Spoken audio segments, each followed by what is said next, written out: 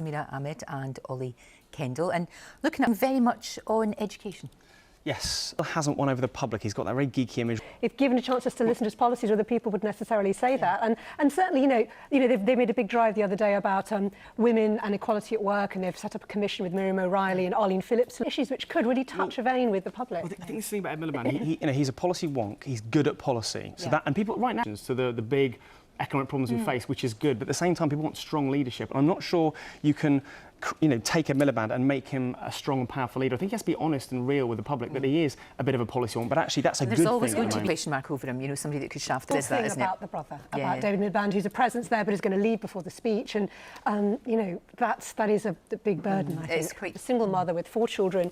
They had apparently complained to social services. I think one was actually 15. So she was convicted of 4 counts of cruelty to a person under 16. But crucially, she was jailed for 18 months, and at appeal, judges said that they felt this was disproportionate about why the children might have complained, and actually they said, we think the judge took his eye off the ball. We think the right thing to do now would be to give her a sentence of 5 months imprisonment that would secure immediate release, and made a comment about the stress of parenting. And obviously you have to ask, how often does parental smacking ever get to court? But often you look behind the headline and there's a more complex story. The thing about this is that her kids were under the age of 16. She was a single mother. That's a particular case, but my guess is that there would have been a risk that they would have had to go into care.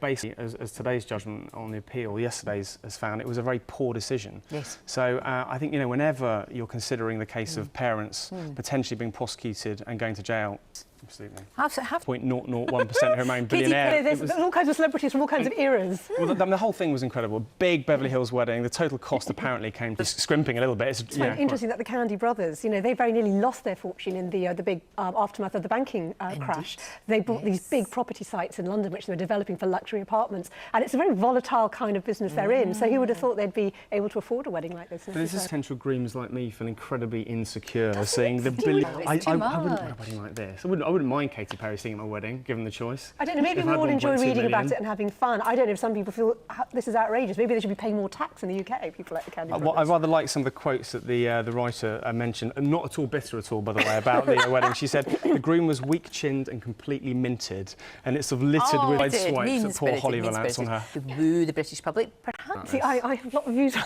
this. I always say Patrick Stewart, who I can't find a film, and he was always incredibly sexy. Yes. That basically, this was research done at Pennsylvania University, and I think they kind of gave people images and studied reactions. But what I really like about the idea is that if you have the guts to shave it all off because you're going thin, it suggests sort of control and strength. And, you say that, but... And it works, and it gives off this image that you trust your own ability. I agree with you, and I think if you're thick set, it will work. But I think if I shave my hair off, I look just a bit kind of weak and ill. Well, you don't need to shave. And what iota when it came to...